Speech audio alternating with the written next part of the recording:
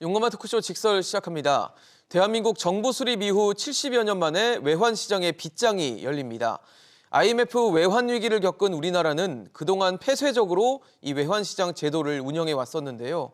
앞으로는 글로벌 스탠다드에 부합하도록 개선을 해서 이 코리아 디스카운트 저평가를 좀 해소하겠다라는 구상입니다.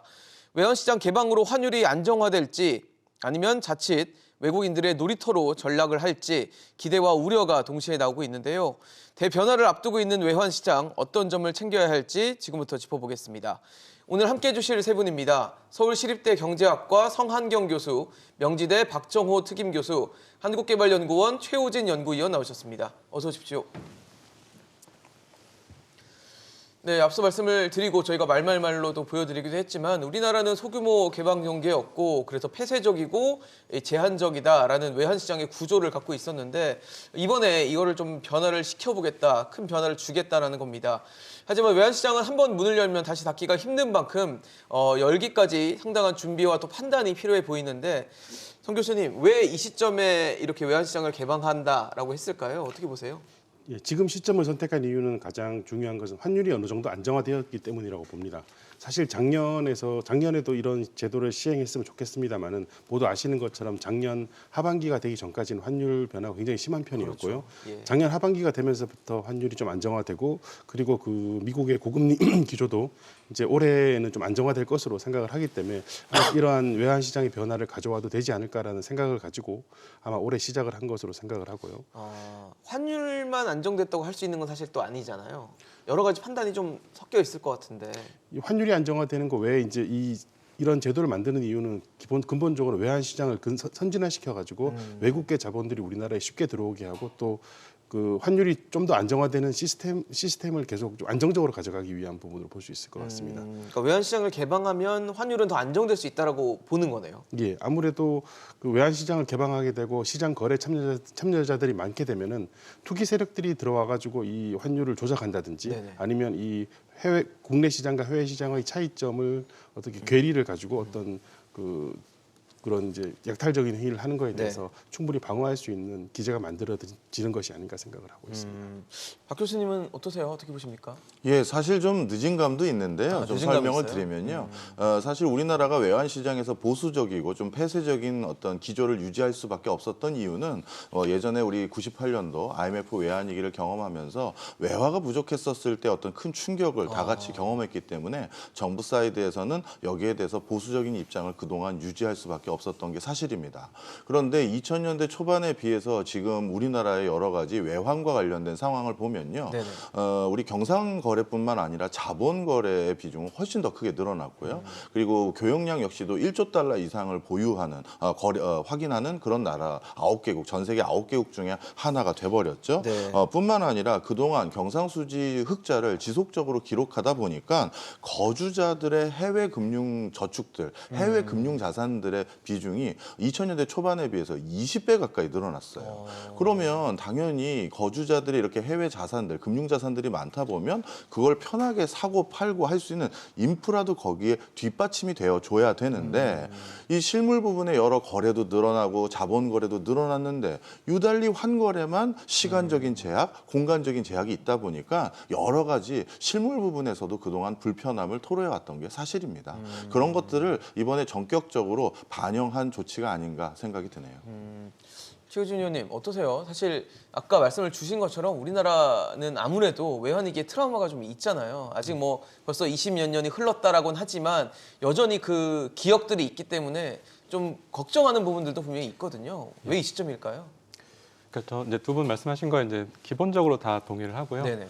그 이제 뭐 단기적으로 이제 환율이 안정된 부분도 있겠지만 말씀하신 것처럼 이제 중장기적으로 결국에 경제 펀더멘탈에 대해서 펀더멘탈이 견실하고 그리고 펀더멘탈이 견실하다는 신뢰도 견실하게 형성이 되었기 때문에 이제는 선진국형 개방형 외환시장의 모델로 가도 괜찮다라는 판단이 섰기 때문에 이러한 이제 움직임들이 보이고 있는 것으로 생각이 됩니다. 말씀하신 것처럼 이제 그 내국인의 대외 태조가 굉장히 많이 늘었는데요. 그러니까 우리나라 국민 전체가 대외의 자산을 갖고 있는 것이 외국인들이 우리나라의 자산을 갖고 있는 규모보다 훨씬 많습니다. 아, 그 우리나라 2014년 사람이 외국의 자산을 갖고 있는 게 더 많아요? 예, 2014년 그것도 이미 10년이 됐습니다. 그래서 2014년 이후엔 우리나라가 이제 순 대외 채권국이 되었고요. 네네. 한동안 이제 그런 부분들은 이제 외환 보유액이 좀 그 드라이브하는 부분들이 있었는데 그런 부분들이 말씀하신 것처럼 이제 민간이 많이 그 참여를 하게 되면서 이제 아까 이제 맨 처음에 나왔던 이제 김성욱 국장의 말이 이제 굉장히 네네. 좋은 표현이라고 생각이 되는데요. 그 실제로 이제 일종의 그 창구 이제 외환 자체가 네.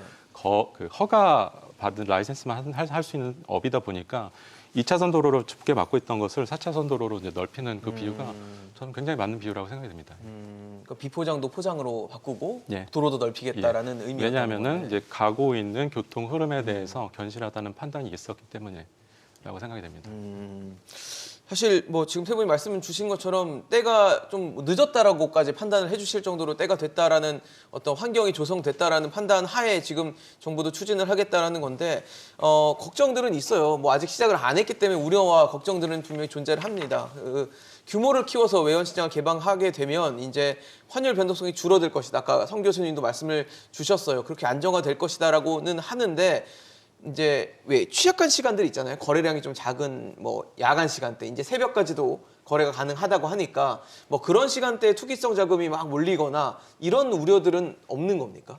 지금도 이제 우리나라 시장이 폐장을 하게 되면 우리나라에서 원화 거래가 되지 않으니까 네네. 여기에 NDF 시장에서 거래를 많이 하게 됩니다. 근데 오히려 NDF 시장에서 거래하는 규모가 우리나라 외환 시장에서 거래하는 규모보다 더 크거든요. 아마 우리나라 외환 규모 거래 규모가 세계 16위 정도 되는데 네네. 근데 NDF 시장에서 거래되는 원화의 규모가 세계 1등입니다. 아, 1등이에요? 예, 그 정도로 굉장히 많이 거래가 되거든요. 그 NDF 시장에서 거래되는 것이 우리나라 시장이 아침에 개장을 할 때 영향을 주게 되는데 그 사이에서 투기적인 요소가 굉장히 많이 발생한다고 정부에서는 좀 걱정을 하고 있습니다, 사실은. 그래서 그게 오히려 외환의 어떤 변동성을 높이는 큰 부분으로 작용을 하는 것이 있었고요. 그리고 야간 시장이 개방하는 부분에 있어서는 이제 지금까지는 하지 않았으니까 그렇게 하겠지만은 야간 시장에 개방을 하면 거기에 맞춰서 금융 회사들이 모두 다 맞춰서 이제 밤에 일을 하게 될 것이니까요. 무슨 일이 발생하는 거에 대해서 큰 걱정할 일도 없을 것 같고 오히려 야간에 그 벌어지는 해외에서 벌어지는 어떤 금융 이슈들이 그 국내 그 외환 시장에 빠르게 적용될 수 있는 기회가 되기 때문에 그게 기다렸다가 시차를 가지고 기다렸다가 아침에 외환 시장이 열리면서 네네. 어떤 충격을 주는 일을 막아낼 수도 있다고 저는 생각을 하기 때문에 그 부분은 크게 우려할 바는 아니라고 생각을 하고 있습니다. 교수님 앞서 말씀을 주셨을 때 왜 NDF 시장이라는 말씀을 주셨는데 아마 시청자 여러분들께서는 NDF가 뭔지에 대해서 아마 의문을 갖고 계신 분들도 계실 것 같아요. 어떤 시장이고 어떤 특성이 좀 있는지 좀 설명을 좀 해주시죠. NDF 시장은 Non-Deliverable Forward라는 이제 약자인데요. 여기에 선물한 혹은 이제 차액 결제 선물한 이제 시장이라고 합니다. 이거는 약정된 선물한 환율과 만기일의 현물 환율 차액을 특정 통화로 거래하는 것인데요. 우리나라 이제 원화에 대한 NDF 시장 같으면 대부분 홍콩이나 싱가포르에서 이제 벌어진 일이 발생하고요. 말씀드린 것처럼 세계에서 1등 규모를 차지할 네. 정도로 크게 작용을 하기 때문에 혹자가 말씀하시기로는 이제 꼬리가 몸통을 흔든다. 이 꼬리의 역할을 하고 있는 굉장히 큰 영향을 주는 시장이라고 볼 수 있습니다. 그럼 상대적으로 좀 접근하기가 쉽다라고 봐야 돼요, NDF라는 곳은? 아무래도 차액으로 네. 거래를 하는 한차로, 시간이다 네. 보니까 우리나라 시장이 아닌 해외 이제 아무래도 큰 금융 거래가 활발할 수 있는 그런 시장에서 벌어지는 부분이 있고 문제는 실제로 원화가 거래되는 것은 아닙니다. 그러니까 그런 실제로는 거래가 안 돼요? 왜냐하면 그런 이제 여러 가지 일어났던 거래들이 일단은 국내에 들어와서 서울 외환 시장에서 이제 원화로서 결제가 돼야 되는데 이 완벽하게 되는 게 아니니까 네네. 사실은 국내에서 외환 시장이 열리기 전까지는 완벽하게 청산이 되지 않은 상태에서 유지가 되는 것입니다. 그렇게 되는 어떤 불안정성 그런 시차가 사실은 투기 세력들이 끼어들기 굉장히 좋은 여지를 만들어내거든요. 아까 우리가 IMF 경제 위기를 생각을 해보면은 IMF 경제 위기가 왜 생겼느냐에 대한 여러 가지 뭐 얘기가 있습니다만은 이제 그거와 지금의 상황을 좀 빗대어서 보면은 그때도 이제 생겼던 이유는 OECD에 가입을 하면서 우리가 금융시장을 개방해서 네네. 단기 자금이 많이 들어왔기 때문이다라고 표현을 하는데 저는 그거 자체는 맞다고 생각을 하지만은 단기 자본은 들어왔는데 국내 시장은 폐쇄적이니까 그 단기 자본이 국내 시장과 해외 시장 사이의 격차를 보면서 이 격차를 가지고 투기 세력들이 이제 들어와서 이제 투기적인 이익을 누릴 수 있는 여지가 생긴 거죠. 그래서 그런 부분이 있었기 때문에 그런 건데 지금은 이런 어떤 국내 시장의 어떤 폐쇄성을 좀 걷어버리게 되면은 단기 자본 그 해외 세력들이 들어온다 하더라도 네네. 그렇게 이익을 볼 수 없고 또 제가 아까 말씀드린 것처럼 거래 당사자가 많아진다는 것은 시장이 좀 더 경쟁적으로 갈 수 있는 부분이기 때문에 투기 세력에 의해서 시장이 흔들릴 수 있는 여지는 오히려 줄어드는 것이 맞지 않을까 생각을 하고 있습니다. 그렇군요. 사실 제가 처음에 여쭤봤던 건 이제 환율 변동성에 대한 말씀을 드린 건데 외환시장 이렇게 개방하면 환율이 안정화되는 겁니까? 예, 많은 분들이 이렇게 개방도가 높아질 경우 외국인들이 쉽게 말해서 달러 들고 다 나가는 거 아니냐 이렇게 그러니까요. 말씀을 많이 네. 하시잖아요. 근데 그것은 반대로 얘기하면 네. 그렇게 외화를 많이 거래할 수 있는 채널들이 4차선, 8차선으로 늘어난다는 건 반대로 위기 시에 우리가 달러를 반대로 많이 사올 수 있는 채널들도 그만큼 늘어나는 거예요. 아, 반대로. 그리고 이렇게 외환 시장에 대한 개방도를 높였을 경우 지금 네. 같은 경우는 우리나라는 절대적으로 달러 비중으로 외환 시장이 형성되어 있는데 네네. 달러에 준하는 다른 외화들 예를 들어서 유로화라든가 엔화라든가 이런 것들까지 취급할 수 있는 경로들이 늘어나다 보니까 위기 시의 대응력을 높일 수 있는 요소도 되는 것입니다. 그래서 그 두 가지 양면성이 있다라는 걸 좀 알면 좋을 것 같고요. 네네. 거기다 추가적으로 좀 말씀드릴 게 이런 형태의 지금 아까 말씀하셨던 외국인들이 NDF 형태로 너무 많은 거래를 한다. 네네. 그것은 왜 그러냐면 국내 현물화 시장이 100% 개방이 제대로 안 돼 있기 때문에 자구적인 노력으로 NDF를 그렇게 해버린 거예요. 선물안으로 가고 예, 있군요. 그러니까 본인들도 원화 거래를 많이 해야 되는 입장에 놓여져 있는 사람이 많은 상황에서 네네. 이게 결제가 원활하게 이루어지지 않으니 어쩔 수 없이 NDF 형태로 거래를 그동안 했던 거죠. 그러다 보니까 앞서 말씀하신 것처럼 전 세계 NDF 시장에서 우리나라가 1등이고요. 네네. 그리고 우리나라 못지않게 아직 금융시장을 개방도가 낮은 그러나 대외 무역은 많이 하는 인도나 브라질이나 대만들이 그다음 NDF 시장이 큰 나라들입니다. 이런 것들을 봤었을 때 NDF 시장이 커졌다는 건 네. 그 나라가 교육은 많이 하는데 네. 금융시장이 개방 안 된 부분이 많구나 이렇게도 칭할 수 있습니다. 정확히 우리나라가 좀 들어맞는 그런 네. 조건에 있다고 봐야겠네요. 네. 그래서 1등을 아마 차지하고 있는 것 같고. 위원님 어떠세요? 사실 제가 말씀을 들으면서 좀 궁금한 게 지금 3시 반에 마감하던 시장을 오후 3시 반에 마감하던 시장을 이길 새벽 2시에 마감을 하겠다라는 얘기인데 왜 새벽 2시예요, 하필? 그 부분은 저도 잘 모르겠습니다. 그러세요? 그러니까 보통 여기 혹시 여쭤볼 수 있는 분 계실까요? 왜 새벽 2시인지? 새벽 2시라는 게 아마 그 해외 예. 런던 시장과 뉴욕 시장 그 개장 시간 이런 거와 맞물려서 아마 해외 시장하고 예, 맞물려서 그렇게 되어 있는 부분이고 2시라는 건 한시적인 것이고 장기적으로는 24시간까지 넓혀 나가겠다는 게 정부의 정책으로 저는 알고 있습니다. 일단은 2시까지 개장을 하되 예. 나중에는 24시간 풀로 돌릴 수 있게 하겠다. 예, 아마 2시까지 개장을 하게 되면은 예. 이제 소위 이제 서학개미라는 분들이 네네. 그 아무래도 그 외환 거래를 그 외국에 투자를 하기가 편해지거든요. 지금 그분들은 두 가지 거래를 해야 되는 상황이 벌어집니다. 일단은 새벽에 이제 거래를 한 다음에 그 거래가 그 가환율로 거래를 한 다음에 나중에 네네. 우리나라 시장이 열리면 원화로 다시 이중 결제를 해야 되는 상황이 생겨서 사실 그분들이 그 사이에 환 위험에 좀 노출이 되어 있습니다. 네네. 근데 그런 여지를 줄여줄 수 있는 첫 번째 단계가 될 수 있겠죠. 그러고 이제 24시간까지 가는 형태를 정부에서는 생각하고 있는 것으로 알고 있습니다.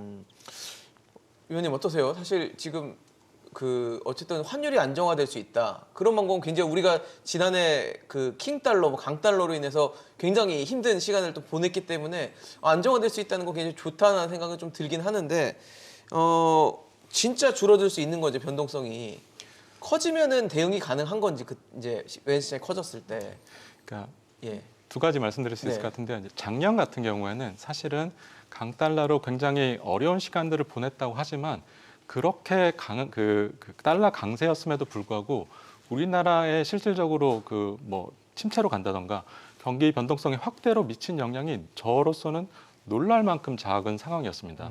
그 이제 말씀드린 대로 이제 그 교수님께서 말씀하셨지만 이게 작년 같은 경우는 특히 보면은 빅스로 대표되는 이제 대불확실성이 확대되었음에도 불구하고 실제로 외국인 투자자들이 우리 국채로 유입이 굉장히 많이 되었거든요. 정확하게 외국인 자본이 빠져나가는 시점에서 네. 다른 외국인 투자자들이 우리 자본시장에 그 참여를 하는, 즉 우리가 빌릴 수 있는 채널이 열리는 현상이 딱 작년 그 하반기에 열렸었습니다. 그렇기 때문에 이런 것이 그 투기 자본이 자본을 공격하고 빠져나간다 하더라도 저 경제의 펀더멘탈은 견실한 것 같은데 라고 믿는 다른 대외 투자자들이 자본을 유입시킴으로써 자동 안정화 구조로 가는 일종의 상쇄가 선진국격. 될 수 있는 거네요. 예, 이게 이제 선진국격 구조이고 그렇기 때문에 폐쇄하고 막는 것보다는 네네네. 펀더멘탈만 견고하다면 이런 식으로 오픈형으로 가는 것이 옳다라는 방향성이고 이제 그게 이제 작동하기 시작한 시점이라고 저는 보이고요. 우리는 펀더멘털이 지금 튼튼하다라는 거잖아요. 예, 맞습니다. 예. 그리고 한 가지만 더 말씀드리면 네네. 그러니까 변동성이 확대되는 것 자체가 안 좋다라는 이제 그 전제를 깔고 이제 질문을 주시는 것 같은데 네네.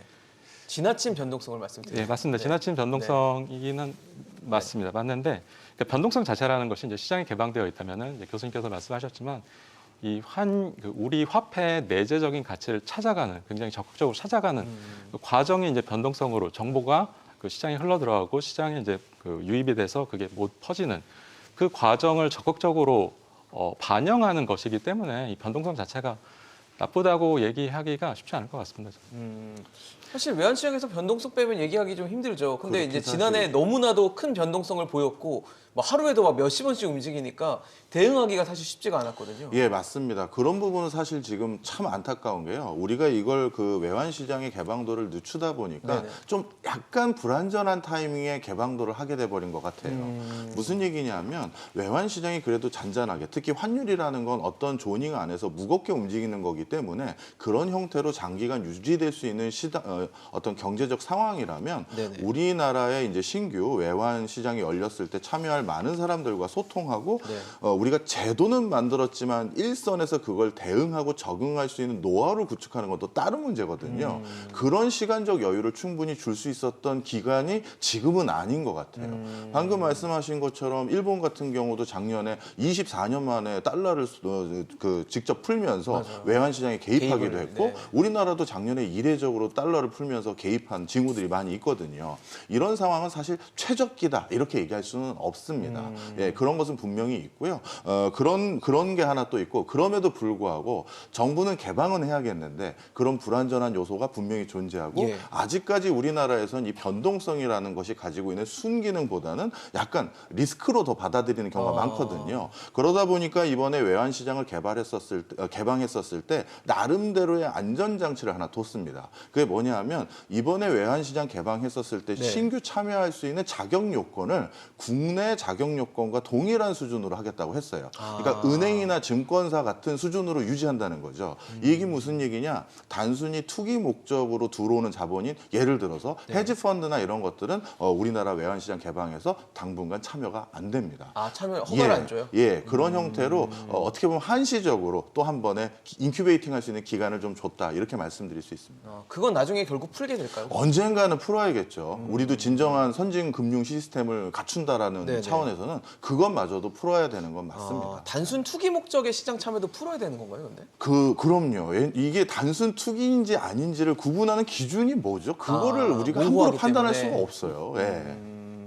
그 단순 투기라는 것도 사실은 예. 그렇게 함으로써 시장을 건전하게 만들어주는 부분도 많이 있거든요. 우리가 뭐 예를 들자면은 저기 이렇게 과도하게 예를 들어 벌처 펀드 같은 거 네네. 우리나라 들어오는 걸 나쁘게 보기도 하지만 그렇게 함으로써 그런 기업의 투명성을 높이는 효과도 당연히 있는 것 같고요. 아까 말씀하신 거에서 제가 조금만 더에 대해서 말씀을 네. 드리면은 지금은 이제 이 정부가 발표는 오늘 했습니다. 뭐 얼마 전에 네, 했습니다만 했죠. 실제로 시행하는 것은 아마 내년 후반기 정도로 생각하는 것 7월 같습니다. 이르면 7월 정도 예. 보는 것 같더라고요. 그래서 내년 시간이 7월. 아직 여유가 많이 있고 예. 제도적인 개선을 할 수 있는 여유도 많이 있고 다만 발표를 지금 한 것은 제가 말씀드린 것처럼 환율이 좀 안정화됐으니까 지금쯤 해도 되지 않을까라는 생각을 한 것이 맞지 않을까 생각을 합니다. 교수님 앞서 지금 제가 왜 2시까지냐 여쭤봤을 때 예. 결국은 나중에 24시간을 풀가동하게 될 것이다라는 말씀을 주셨는데 24시간 그러니까 멈추는 시간이 없다라는 건데 예. 그렇게 되면은 뭔가 해외 외국계 금융기관이나 이런 기관들의 투자나 손들이 많이 들어오면서 예. 우리가 너무 좌지우지되는 그런 문제로는 발생할 수 없는 건가요?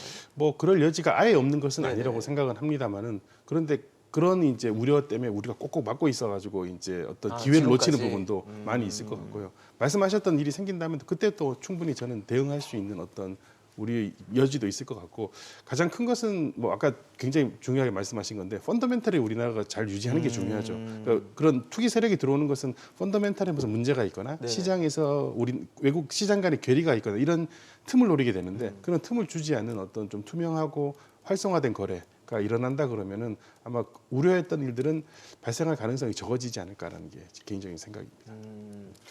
제 느낌은 약간 축구에서 K리그 하던 걸 월드컵 하는 느낌으로 다른 해외 플레이어들이랑 같이 경합을 해야 되는 그런 상황이 됐는데 우리나라 시중은행이나 우리나라 금융기관도 뭔가 경쟁에 살아남을 수 있는 그런 여건이 현재는 조성이 된 그런 상황이라고 봐야 될까요? 위원님은 어떻게 보십니까? 그러니까 해외랑 우리가 경합을 부딪혀야 될 거 아니에요. 어쨌든 경쟁이 되잖아요. 예, 그 정확하게는 은행과 그 증권사나 이제 해외 증권사의 구도로 봐야 될 텐데요. 그렇죠. 예.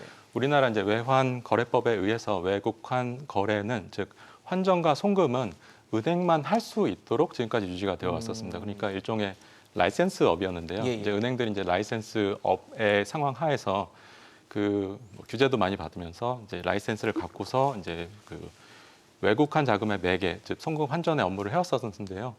당연히 이제 플레이어들이 이제 시장에 많아지고 라이센스 허가 받은 플레이어들이 많아지면서 더 많은 경쟁에 노출되게 되고 그에 따라서 살아남기 위해서 뭐 은행들의 노력이 필요한 부분이 있는 것은 사실이라고 네네. 생각이 됩니다.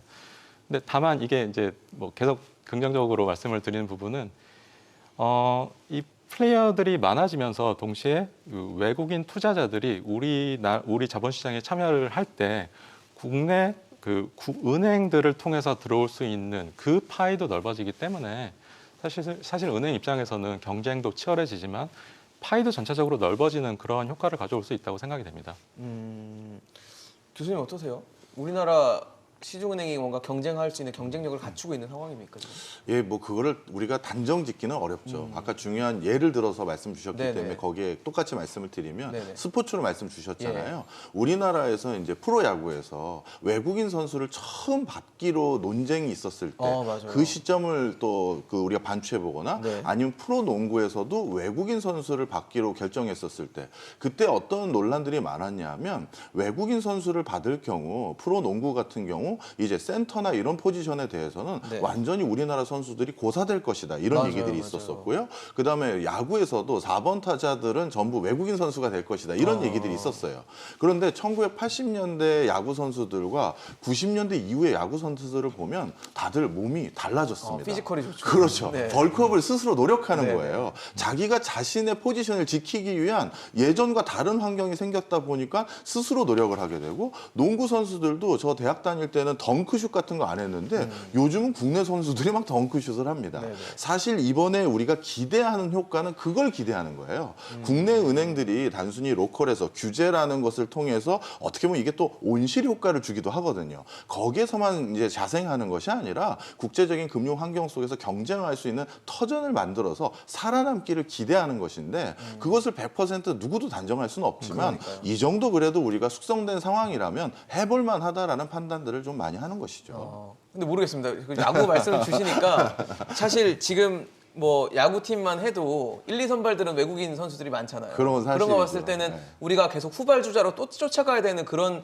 상황이 연출되진 않을까라는 생각도 드는데 그건 어떻게 봐야 돼요? 그건 어차피 경쟁이니까 그냥 놔둬야 되는 건가요? 그럼요. 뭐 어떤 대표적인 뭐 특정 구단에서는 외국인 선발이 1, 2선발이기도 하지만 네네. 그런 외국인들과의 경쟁을 하다 보니까 반대로 우리나라 선수들이 또 반대로 메이저나 이런 데로 진출할 수 있는 어떤 그런 경험들도 많이 축적되게 되는 거거든요. 예. 아마 이번에도 우리가 이제 더 해외에 유수의 금융기관이 생기길 기대하는 것 같습니다. 과거에 조금 유사한 거를 이제 좀 무역과 이제 그 경제 개발과 네네. 관련해서 보게 되면 과거에 1970년대, 60년대 유행했던 것이 유치 산업 보호론이라는 게 있거든요. Infant Industry Argument 그래서 네. 유치 산업들을 보호해야 된다. 그렇게 해야지 이제 외국 기업들과 경쟁할 수 있다. 이런 거가 사실 똑같은 논리입니다. 근데 그렇게 보호를 해주면 과연 국내 시중은행들이 경쟁력을 가지느냐, 시간이 지나면 경쟁력을 가지느냐. 그렇죠. 온실 속에 있는 거니까. 계속 온실 속에 네. 있지 시간이 지난다고 절대로 경쟁력을 가지지 못합니다. 그러니까 어느 정도의 개방을 통해서 어떤 기회를 제고 기회와 이제 위기가 같이 오겠죠. 그런 상황에서 경쟁력을 갖춰갔던 게 맞는 얘기고 네네. 앞으로도 우리 과거의 경험을 보면 우리나라 그 경제 기관들이 그런 거에 있어서 절대로 이렇게 경쟁력을 가지지 못했던 일은 별로 없었던 것으로 저는 기억하고 있습니다. 앞서 세 분이 말씀 주셨던 것 중에 NDF라는 게 있었잖아요. 이제 선물한 시장, 역외 차익 거래를 할 수 있는 시장인데 지금 이 외환 시장이 커지면 그동안 우리가 1위를 했던 NDF 시장이 상대적으로 줄어들 수 있다라고 보여지긴 하는데 어떠세요, 성 교수님? 반대로 NDF 시장으로 그냥 가는 NDF가 좀 간단하잖아요. 지금 아까 실제로 거래되는 건 아니었고 그다음에 차액으로만 하면 되고 뭐 이런 어떤 간단한 조건들 때문에라도 외환시장에 들어오지 않고 그냥 NDF 거래를 계속하는 그런 상황에 대해서는 우리가 전망해 볼 수 없는 건가요? 당연히 전부 모두 다 들어오지는 않을 것이고 일부는 네네. 여전히 남아서 말씀하셨던 식의 어떤 환해지 형태의 거래를 계속 할 수는 있습니다만 네네. 하지만 지금 NDF가 그렇게 세계 1등을 하고 있을 정도라 그러면은 네. 거기서 방금 말씀하셨던 거래의 비중이 전체를 차지하는 건 절대 아니라는 얘기거든요. 굉장히 많은 부분이 그냥 외환 시장이 우리나라가 잘 개방이 되어 있고 24시간 작동을 한다 그러면 그 안에서 소화시키고 싶었던 것들이 많이 있었기 때문에 최소한 그 부분들은 많이 들어올 수 있다고 저는 생각을 하고 있습니다. 우리 시장이 더 매력적이어야 될 거 아니에요? NDF를 거래하는 것보다.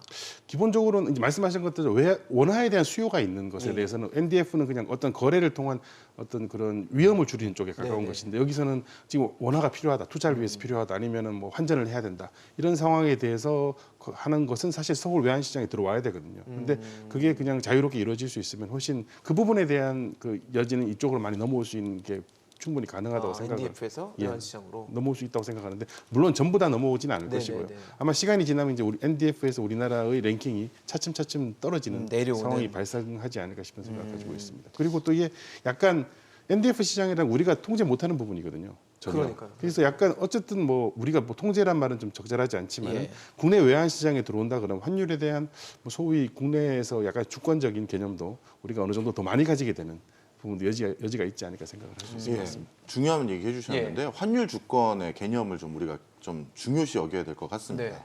현재 국내 현물 환율 시장의 흐름은 어떻게 결정되냐면 예를 들어서 뉴욕 증시에서 달러가 강세다 그러면 뉴욕에는 NDF를 매입을 합니다. 그러면서 NDF 관련한 환율이 올라요. 네. 그러면 우리나라 환율 시장이 열렸을 때 그게 그 환율이 다시 우리나라 현물에 반영이 되고요. 그리고 나서 우리나라 장이 끝나면 이게 싱가포르로 바로 이어졌다가 싱가포르 끝나면 런던으로 갑니다. 그래서 런던의 또 NDF 환율이 다시 또 뉴욕에 영향을 미쳐요. 그러다 보니까 정말 우리나라 원화 가치를 결정하는 이 환율이라는 게 우리 내부에서 이것에 대해서 주도적으로 결정하는 게 아니라 그런 게 아니네요. 싱가포르, 런던, 계속 뉴욕 옮겨서 계속 거기에서 연쇄적으로. 연쇄적으로 파생이 더 커지는 거예요. 그러다 보니까 어떻게 보면 환율이 오히려 이런 맥락에서는 네네. 외국인 투자 자금들이 급격히 들어왔다 나갔다 이런 맥락은 빼고 이런 맥락에서는 오히려 우리나라 환율의 주권이 더 늘어나는 부분도 분명히 있습니다. 위원님 어떻게 보세요? 예, 뭐 다 동의하고 예. 한 가지 재미있는 점은 네네. 그러니까 기본적으로 이제 NDF가 파생 상품이지 않습니까? 그렇죠. 파생 상품이 언더라잉하는 그 자산이 원화입니다. 그렇기 때문에 원화 시장이 셧다운하면은 NDF 시장은 존재할 수 없습니다. 언더라잉하는 자산이 없기 때문에 그렇기 때문에 그 실제로 물리적으로 그 원화를 발권하는 중앙은행이 네네. 한국에 있고 네네. 이 그래비티가 굉장히 강하게 작용을 할 수밖에 없거든요. 네네. 그렇기 때문에 뭐 NDF 시장이 뭐 조금 그 좀 기형적이라고 하면 좀 우리 많이 크고 네네. 그 경제 규모에 대해서 이제 많이 큰 상황이고 1위라면서요 우리가. 예, 네. 이제 그러한 것들이 결국에는 기본적으로 그 언더라잉하는 기초 자산, 즉 원화의 거래에 대한 수요가 굉장히 많았기 때문에 이러한 현상들이 일어난 것이고 결국에는 이제 환율이라는 것이 네네. 그 환의 그 가치를 찾는 과정이지 않습니까? 그렇기 때문에 뭐 NDF 시장에서 결정이 되는 변동성이든 뭐 됐건 이러한 전체적인 그 외환시장 선진화의 방향성에서 그 환율의 그 가치가 결정되는 방향으로 NDF 시장도 따라갈 것으로 저는 생각을 합니다. 결국은 NDF 시장이 좀 줄어들고 지금의 우리 외환 시장이 개방이 되면 그런 어떤 긍정적인 효과도 있을 것이다라고 전망을 해주시는데 사실 어떻게 보면 외환 시장이 개방된다는 건 그만큼 외국 금융기관들이 많이 들어와서 우리 시장 자체가 커진다라는 건데 그동안 사실 환율 시장, 환율 불안할 때마다 우리 외환당국에서 뭐 직간접적으로 개입을 하고 그다음에 뭐 그런 징후들이 왔는데 만약에 이렇게 시장이 커지고 거기에 플레이어들이 외국 금융기관들이 플레이어로 뛴다면 우리 당국이 뭔가 통제하거나 아니면 핸들링할 수 있는 그런 여지는 좀 줄어든다고 봐야 되는 거 아닙니까? 분명히 말씀하신 것처럼 여진이 좀 줄어들 것은 맞습니다. 그런데 근본적으로 돌아가서 왜 외환 당국이 개입을 해가지고 그런 상황을 왜 개입을 해야 되는지 한번 생각을 해보면은 네네. 외환 시장이 불안정하기 때문에 그렇거든요. 근데 지금 방금 말씀하신 것처럼 이런 조치를 취하게 되면은 네네. 외환 시장 거래를 좀 편하게 해주면은 그런 불안하게 될 요소가 훨씬 적어지게 되는 거죠. 외환 시장이란 것이 우리나라 실물이나 아니면은 그런 그 국내 자본시장의 어떤 변화의 어떻게 보면 경쟁력에 의해서 결정이 될 것이고 그렇게 되는 흐름은 굉장히 자연스러운 것이고 네네. 그거를 정부가 인위적으로 개입하는 건 사실 해서는 안 되는 행위입니다. 다만 지금 투기적인 세력에 의해서 외환시장이 왜곡되는 모습이 보일 때 정부가 개입을 하는 것인데요. 아무래도 정부가 개입할 수 있는 일 자체가 줄어드는 게 가장 근본적으로 가능할 것 같고요. 교수님 사실 근데 지난해만 우리가 돌이켜 봐도 왜 네. 킹달러라고 저희가 막 언론에서 킹이라는 단어를 붙일 정도로 예. 그냥 정말 달러만 강세였고 나머지 통화들은 다 약세였잖아요. 예. 이런 이상한 현상들이 나타났을 때 예. 우리가 뭐 우리의 의도와 다르게는 환율이 출렁일 수 있잖아요. 예. 그럴 때는 외환당국이 뭔가 액션을 취하거나 아니면 뭐 으름장을 놓는다거나 뭐 이런 게 좀 필요할 텐데 예. 그게 잘 안 먹힐 수도 있는 거 아닙니까? 근데 그런 변화는 뭐 우리만 생긴 게 아니라 전 세계 모든 국가에 그랬죠. 생겼던 예. 일인데 유의해서 봐야 되는 우리나라가 유독 좀 심했었습니다. 변화 회복이. 그거는 우리나라 원화가 그 다른 통화처럼 이렇게 정상적으로 어느 정도 변화의 폭이 좀 변화가 이제 킹달러 때문에 좀 원화 가치가 떨어진다 하더라도 네네. 안정적으로 떨어질 수 있는 상황이었으면은 굳이 그렇게 하지 않아도 상관없었는데 다른 나라에 비해서 변화의 폭이 컸으니까 정부 입장에서는 개입을 했던 것으로 보고요. 방금 말씀드린 것처럼 이제 그런 외환 시장이 좀 개방이 되고 그 거래가 편해지게 되면은 그렇게 할 수 있는 변화의 폭 자체가 작년만큼 커지지는 않을 것이기 때문에 줄어들었을 것이다. 줄어들 것이기 때문에 네. 정부에서 개입할 여지도 적어지고 또 사실 정부 외환 당국이 개입한다는 것을 자꾸 이렇게 말하는 게 굉장히 안 좋은 겁니다. 우리가 환율 조작국이나 이런 환율 조작국으로 게 계속 지정되거나 지적될 수도 있고 네. 지금은 어쨌든 조작국은 아니고 감시 감시 대상국인데요. 대상이죠. 이게 만일 조작국으로 지정이 된다 그러면 사실 정말 걷잡을 수 없는 아, 일이 생길 맞아요. 수 있거든요. 힘들어지죠. 네. 그래서 그런 감시 대상국 리스트에 있는 것 자체도 불편한 일이고요. 그래서 왜 감시 대상국이냐면 우리가 개입을 해야 되고 왜 개입을 하느냐 개입해야 되는 상황이 되니까 개입을 하는 건데 그런 상황 자체가 줄어드는 효과가 있을 것이니까 저는 큰 문제가 없다고 생각하고 또 과연 정말로 개입을 해야 된다 그러면 외환 당국이 개입을 할 수 있느냐 저는 개입을 할 수 있다고 생각하고요. 그 효과가 과거보다 좀 작아지겠지만 여전히 유효한 효과는 낼 정도로 외환 당국이 능력을 가지고 있다고 생각합니다. 박 교수님 어떠세요? 같은 네. 생각이십니까? 예, 그럼에도 불구하고 조금 우려되는 부분을 좀 말씀을 드려야 아마 시청자분들이 좀 균형을 잡으실 것 같아요. 예.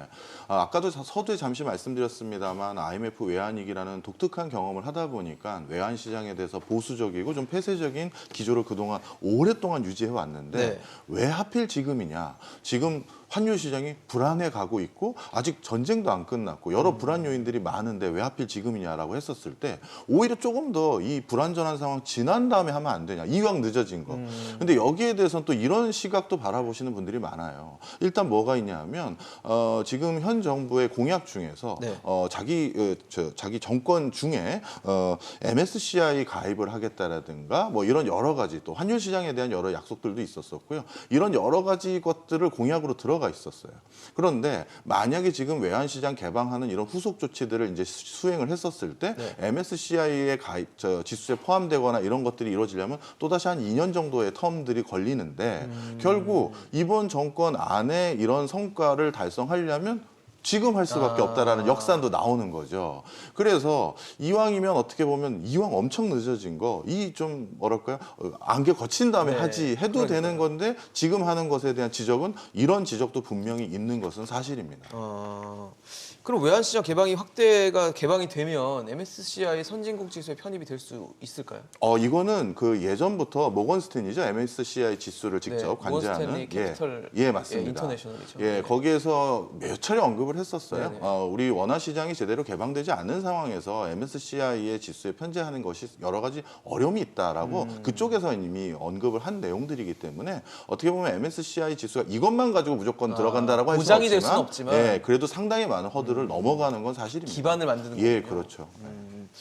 위원님은 어떠세요? 제가 지금 그 외환당국의 시장 개입 효과가 좀 떨어지는 거 아니냐 외국계 플레이어들이 많아지니까 그런 우려들이 있지 않을까라고 여쭤봤는데 네. 어떻게 보세요? 제가 이제 전공이기도 하고 예. 사실은 이제 이제 공무원 중에서 실제로 오퍼레이션 룸에 앉아서 외환 개입을 해야 되는 분들께 여쭤보면은 우리나라가 외환 개입을 많이 하는 나라라고 하지 않느냐라고 여쭤보면은 정말 억울해하십니다. 정말 억울해합니다. 아, 그래요? 그래서 그러니까 저도 그래서 실제로 데이터를 봤을 때 지난 한 10년 정도는 말씀하신 대로 왜 환율에 개입할 이유도 별로 없었고 실제로 개입도 별로 하지 않았습니다. 말씀하신 좋은 균형이 어느 정도 지속되어 있기 때문에 네네. 개입하는 여지가 많이 하지 않았고 그리고 개입할 필요도 없었다는 것은 뭐 제가 보고서로 쓰기도 했습니다만 데이터라도 이제 보여지는 상황이고요. 그리고 개입했을 때 뭐 효과가 외환 보유액이 저희가 항상 이제 많이 얘기를 하지 않습니까? 네네. 규모가 이제 보통 생각하시는 것보다 엄청나게 큽니다. 좀 우리나라 줄고 있지 않아요, 근데? 그 이제 한차- 줄었다 네, 늘었다 네. 줄었다 늘었다 하는데 네. 코로나 이후에 굉장히 많이 늘어났다고 보는 것이 맞는 얘기인 것 같고요. 예를 들어서 우리나라 주식시장에 투자하고 있는 외국인 자금이 한 규모가 한 절반 정도는 그 최소한 그 시기에 따라 좀 다릅니다만 네네.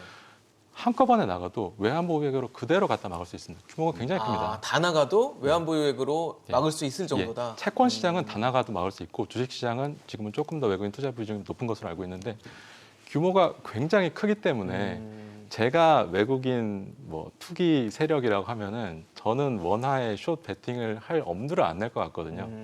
그래서 생각보다는 그 시장에서 제가 시장에 참여하고 있지는 네네. 않지만 그러니까 개입할 여지가 별로 없다라고 보시는 거예요? 개입할 여지도 없고 네. 개입을 해도 이 개입을 그 숏 어택이 들어왔을 네. 때 그러니까 투기 세력이 성공할 가능성이 굉장히 적을 만큼 우리 외환 당국이 대응할 수 있는 여력도 충분하다.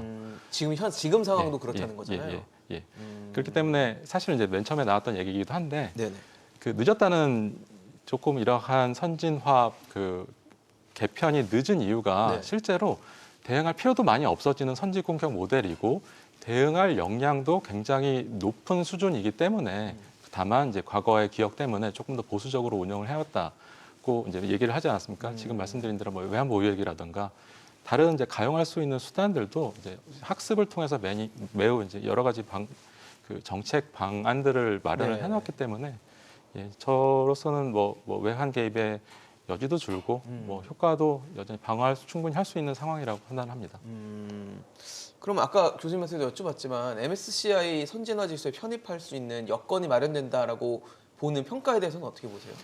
예, 그러니까 기조적으로 네네. 뭐 MSCI뿐만 아니라 이제 뭐 저희 회사에서는 뭐 윅비라든가 뭐 기재부와 같이 해서 여러 가지 일들을 하고 있는데요. 그럼 방향성이 이렇게 정해졌을 때 네네. 그게 안 될 이유는 저는 전혀 없다고 생각을 하고 이건 이제 다른 전문가께 들은 얘기인데 아니 우리나라 정도 경제 규모가 되는 나라에서 모건 스탠리 지수에 크게 연연할 필요가 있냐라는 얘기를 하시는 분도 옮길 있습니다. 필요가 없다. 그러니까 예를 들어서 뭐 90년대 뭐 OECD 가입을 한다던가 네네. 뭔가 선진국 지수에 편입된다는 것이 뭐 성취처럼 느껴지는 시기도 있었지만 그 체감보다는 지금 MSCI 그 지수 편입하는 것이 물론 매우 훌륭한 성과이고 네네. 이지만 뭐 그렇다고 우리가 그것을 막 목매고 바랄 정도의 경제 규모도 아니라고 저는 생각을 합니다. 막 그런 걸로 여겨지지 않나요? 뭐 인증처럼 여겨져서 맞습니다. 예. 그래서 시장 참여자들에게 좀 네. 믿을 만한 시장 예, 이러면서 맞습니다. 내가 뭐 투자를 하거나 돈을 붓고 싶을 아니면 부을 수 있는 네. 그럴 시장으로 평가가 될 수 있는 기준이 되고 그러지 않습니까? 예. 한편으로 생각해 봤을 때는 네네. 이제 우리나라가 이제 말씀드린 펀더멘탈에 대한 신뢰, 네네. 외국인 투자자들의 펀더멘탈에 대한 신뢰는 사실은 그 화폐를 포함해서 근본적으로는 우리 반도체 생산품에 대한 신뢰가 더 크게 인증을 해주고 있는 상황이기 때문에 뭐 물론 기술적으로 이제 오퍼레이셔널 부분에서 MSCI 인증 같은 부분들이 유효할 수 있지만 가장 근원에는 우리가 이제 생산한 상품의 경쟁력 이게 뭐 시간이 지나도 굉장히 유효하게 잘 팔리는 가치 있는 상품이다라는 신뢰가 이제 가장 바탕이고 그 모건 스탠리 지수 같은 경우는 사실은 그 뭐 중요합니다만 너무 목매진 않아도 된다. 예, 저는 그렇게 생각하고 많은 전문가들이 그렇게 또 생각하시는 것 같습니다. 실물 부분엔 맞습니다. MSCI 지수가 그렇게 우리가 뭐 실물 부분에 있어서는 우리 제품이나 서비스의 경쟁력이 중요한 거지 저 자체가 중요한 건 아니에요. 근데 이제 금융 쪽에서는 조금 다른 의미가 하나 더 있는데요. 뭐가 있냐면 예를 들어서 해외 기관 투자자들 입장에서 예를 들어서 펀드 매니저가 운용을 해야 되는데 그 운용을 할 때 선진국에 넣는 펀딩의 규모와 네. 중진국 이하에 넣는 펀딩의 규모는 선진국이 훨씬 더 많습니다. 그런데 어느 펀드 매니저가 자의적으로 내가 선진국이냐 중진국이냐를 함부로 구분할 수가 판단하기가, 없어요. 네. 그럴 때는 MSCI 지수에 들어가 있는 국가들에 내가 돈을 넣었다라고 하면 아주 수월성 있게 포트폴리오를 짤 수가 있거든요. 따라서 MSCI 지수에 들어가는 것 자체가 해외 자본시장에서 더 많은 돈이 들어올 수 있는 요인도 부분적으로는 있습니다. 위원님 어떠세요? 예, 저 동의를 하고, 그러니까 이게 계산을 그 신흥국 중에서 네네. 신흥국 펀드가 이제 기계적으로 펀드가 운영해서 들어오는 부분이 있고 선진국 지수에 가입함으로써 기계적으로 들어오는 펀드가 있을 텐데 포션이 어디가 더 클 것인가? 네네. 신흥국 시장에서 우리가 차지하는 포션이 더 클 것인가? 선진국으로 분류되었을 때 선진국 시장에서 이제 우리가 차지하는 포션이 더 클까에 대해서 사실은 이제 많은 사람들이 막 계산도 해보고 있고 그래서 편익을 이제 따져보고 있고요. 이러한 우려들, 그러니까 이 말씀하신 부분들이 이제 정확하게 맞는 부분이고 전체적으로 말씀드렸지만 뭐 나아가야 되는 방향이고 긍정적인 효과가 크다라는 부분들에 대해 더 클 거다라고 계산이 나왔다라는 분들이 굉장히 많다고 생각을 합니다. 사실 뭐 잘 되면 좋을 것 같아요. 외환시장 우리나라 그동안 폐쇄적이다. 아까 뭐 2차선 도로다 이런 말씀을 주셨기 때문에 넓어지고 개방됐을 때 외국계 자본들이 많이 들어오고 그게 또 긍정적인 영향을 줘서 선진국 지수에 편입이 되거나 하면 좋죠. 근데 가장 또 많은 분들이 관심을 갖는 게 코리아 디스카운트가 해소될 수 있을 것인가. 우리 증시가 좀 저평가되고 있다. 뭐 여러 가지 위협들이나 뭐 지정학적 이유나 이런 것들 때문에 좀 평가절하되고 있다는 평가들이 있는데 이런 것들이 좀 해소돼서 우리 증시가 늘 박스권에 갇혀 있다라는 평가들이 있는데 그런 것들이 좀 해소될 수 있는 그런 모멘텀이 될 수 있다 보십니까? 이게 당연히 큰 모멘텀이 될 수 있다고 보고요. 아까 네. MSCI 지수 이제 개입과 관련돼서 이제 한 가지 이제 중요한 세 가지 기준이 있는데 기준이 시장 접근성이고 지금 우리가 보고 있는 이 개방이 시장 접근성에 대한 문제를 굉장히 많이 해결을 해주거든요. 네, 네. 그래서 당연히 이제 코리아 디스카운트를 굉장히 줄이는 영향이 있다고 보고 네. 이제 이게 줄어들게 되면 얼마나 많은 이제 유입이 있을 것이냐라고 평가를 해보면은 네. 뭐 한 18조 원 정도라고 보는 경우도 있고요. 많이 보면 한 65조 원까지도 보는 경우가 들어올 거라고요, 들어올 새로? 거라고요. 근데 또 나간다고 생각하는 전망도 있긴 합니다. 네네. 18조 원 정도 나갈 것이라고 생각하는 전망도 있어서 왜 이게 나간다고 볼까요? 뭐 거래가 활발하게 됐을 때 우리나라의 펀더멘털이 또 안 좋으면은 나갈 수 있는 것이니까. 그러니까 사실은 그때 달라진다. 그때 달라지는 것이고 그게 사실 굉장히 맞는 얘기입니다. 우리나라의 펀더멘털이 안 좋으면 외국계 자금이 나가는 게 맞죠. 그렇죠, 그렇죠. 좋으면 들어오는 게 맞고 그래서 우리가 이걸 잘 하도록 유지해서 이제 외국계 자본을 유치하는 게 맞을 것 같고요. 다만 주식 시장이 이제 지금 뭐 이런 뉴스를 통해서 갑자기 급등하거나 이런 일이 뭐 생길 수도 있습니다만은 네네. 실제로 자금이 들어오는 데는 시간이 많이 걸립니다. 뭐 편입이 된다 하더라도 한 1년 정도 이제 편입 결정에서는 최종 편입 전에 이제 관찰 기간도 있을 것이고요. 편입하고 1년 정도 기간이 걸리고 또 이게 끝난 다음에도 외국계 펀드들이 아까 말씀드렸던 투자 포트폴리오 조정을 해야 되거든요. 그렇죠. 그런 거 시간도 많이 걸리기 때문에 실제로 주식 시장에 정말로 영향을 주는 시기는 아마 빨라도 2025년, 6년 정도는 지나야 당장은 아닐 것이다. 설령 이제 MSCI에 그 편입이 되고 된다고 해도. 하더라도 그렇게 되지 않을까 생각하고 있습니다. 교수님 어떠세요? 네, 사실 MSCI 지수에 들어가서 우리가 신흥국에서 아주 수위에 있는 것과 네네. 선진국에서 약간 덜 매력적인 시장에 있는 것, 이 둘 중에 어느 게 우리 종합주가 지수에 더 유리하냐, 이거에 대한 논쟁이라고 단순하게 표현하면 뱀의 머리냐 그렇거든요. 용의 꼴이냐 이런 생각이 좀 맞아요. 드는데. 예, 네. 그렇게 볼 수가 있는데 네. 우리가 더 큰 꿈을 키우려면 이 박스권을 벗어나야 되는데 그러니까요. 그러려면 어떻게 보면 중진국에서 계속 그 수위에 있는 것보다는 선진국에 편제된 다음에 거기서 그 다음을 도모하는 게 훨씬 그 시장 규모를 키울 수가 있거든요. 그동안 코리아 디스카운트라는 것도 그런 맥락에서 우리가 네. 바라보는 견해가 많기 때문에 저는 단기적으로는 뭐 변화가 어떻게 있을지는 예단할 수는 없습니다만 중장기적으로 좋은 기회가 될 것으로 짐작하고 있습니다. 위원님도 같은 의견이십니까? 어떻게 보세요? 예, 뭐 당연히 두 분 의견에 다 전적으로 동의하는 바이고요. 제가 개인적으로 모르겠는 부분은 네네. 그 코리아 디스카운트 중에서 외환 시장의 이제 구조적인 그 부분과 다른 부분, 예를 들어서 뭐 배당률이라든가 이런 부분들 중에 어떤 것들이 큰지는 잘 모르겠습니다. 이제 후자는 이제 제가 전공이 아니어가지고 어떨지는 모르겠지만 말씀하신 대로 어찌되었건 중장기적으로 외국인 투자자들이 참여함으로써 이러한 그 배당 성향이라든가 뭐 하다못해 소액 투자자 보호의 이슈라든가 또 선진국의 스탠다드까지 올라갈 수 있는 기회가 마련된다는 점에서 중장기적으로 이러한 외환 시장의 개편이 코리아 디스카운트에도 긍정적으로 작용할 것입니다. 사실 뭐 다시 저희가 처음으로 돌아가면 이 외환 시장이 개방되고 열리게 되면 환율 안정성이 높아진다라고 아까 말씀을 주셨어요. 근데 저희가 왜 통상적으로 달러가 강세를 보이고 원화가 약세를 보이면 우리 수출 경쟁력, 가격 경쟁력이 좋아진다라고 하잖아요. 그래서 수출에는 더 좋은 영향을 준다라고 하는데 만약에 말씀하신 대로 외환 시장이 안정이 돼서 환율 안정성도 같이 도모가 된다면 이거는 수출에 더 안 좋게 영향을 미치게 되는 건가요? 아마 이제 우리가 환율과 수출 경쟁력의 관계를 보는데 네네. 이제 사람들 생각에서는 환율이 좀 이제 저평가되면 수출 경쟁력이 올라가는 게 아니냐라는 게 맞는 일반적인 인식이 있어요. 일반적인 인식이 예. 있고 틀린 얘기는 아닌 것 같습니다. 네네. 틀린 얘기는 아니지만은 근데 과연 그런 구조를 계속 우리가 코즈하고 있는 것이 좋은 일인지 잘 모르겠습니다. 그러니까 수출 경쟁력이 생김으로써 환율이 변하는 것이 정상적인 흐름이지 환율을 가지고 수출 경쟁력을 끌어올리는 것은 과거 개발도상국 때 했던 정책이고 반대가 돼야 되는군요. 예, 또 그런 정책 우리가 하는 것처럼 보이게 되면 그게 바로 딱 환율 조작국이 하고 있는 으로 찍힐 수 있는 가장 명시적인 이유가 됩니다. 사실 우리나라 경제 규모에서 지금 상황에서 환율을 인위적으로 조작해서 네네. 수출 경쟁력을 올리거나 아니면 환율 이득을 봐서 수출 경쟁력을 올리는 단계는 저는 천천히 지나가고 있다고 보고요. 정말로 제품 경쟁력이 있고 네네. 그다음에 해외 시장에서 뭐 우리나라 상품이 다른 나라 상품보다 훨씬 더 높게 평가받는다 그러면은 그 환율의 부분은 충분히 극복할 수 있다고 저는 생각을 하기 때문에 그러니까 환율이 안정화되고 하는 환율의 변화에 의해서 일시적으로 생기는 수출 경쟁력에 목을 매는 부분은 사실은 저는 필요하지 않다고 생각을 하고 있습니다. 그래서 뭐 수출 경쟁력 떨어진다고 하는 부분은 뭐 저는 크게 동의할 수 없는 부분이 아닌가 생각을 하고 있습니다.